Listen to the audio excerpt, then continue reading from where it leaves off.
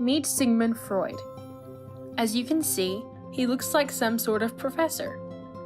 Freud was a famous Austrian neurologist during the late 19th century and was the founder of what he called psychoanalysis. He developed several psychological theories, but today we will just focus on one called Psychoanalytic Criticism.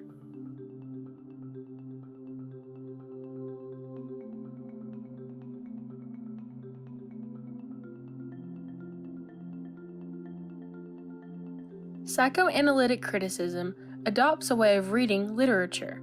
It argues that literacy texts, like dreams, express the secret unconscious desires and anxieties of the author. This can apply to class readings by asking psychoanalytical questions like, how can characters' behaviors, narrative events, and/or images be explained in terms of psychoanalytic concepts of any kind? And what might a given interpretation of a literacy work suggest about the psychological motives of the reader?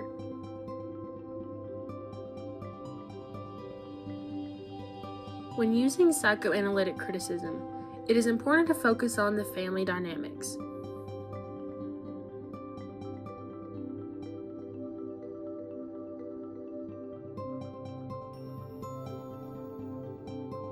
You also need to focus on how the narrator's unconscious problems keep appearing over the course of the story, and the symptoms of conflict changes.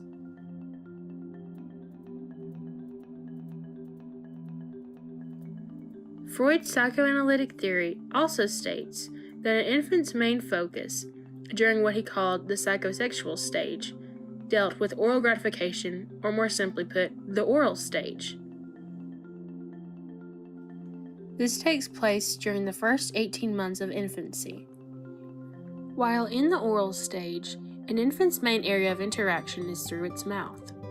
An infant receives pleasure from oral stimulation by tasting and sucking.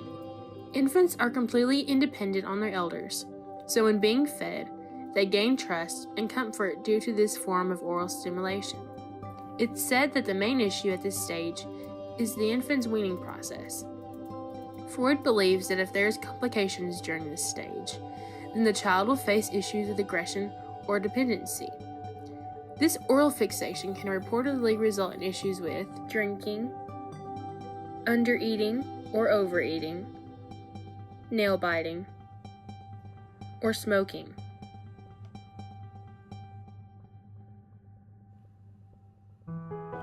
Freud also developed the tripart division of the mind into the id, ego, and superego.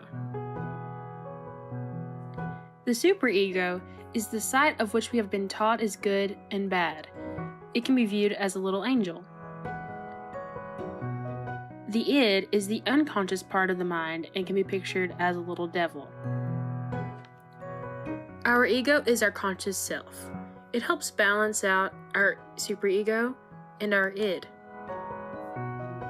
In other words, our id tells us that we want this.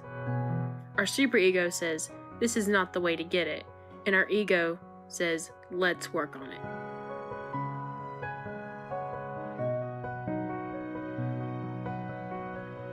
To help you understand how our ego, superego, and id works, I want you to take a look at one particular Tuesday afternoon during lunchtime with a sock puppet named Bob. While Bob tries to decide what to order at lunch, his id, superego, and ego help him make his final decision.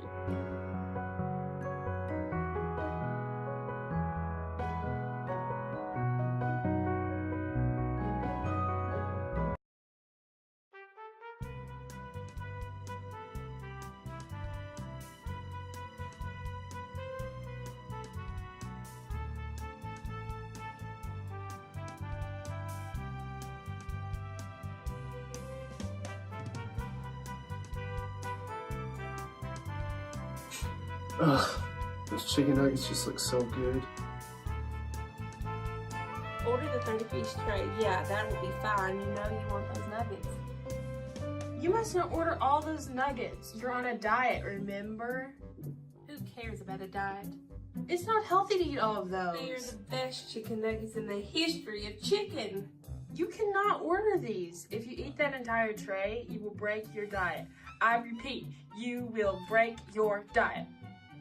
If you eat them, you won't break your diet. You will break your heart. Okay, guys, this is getting intense. There has to be a way to compromise.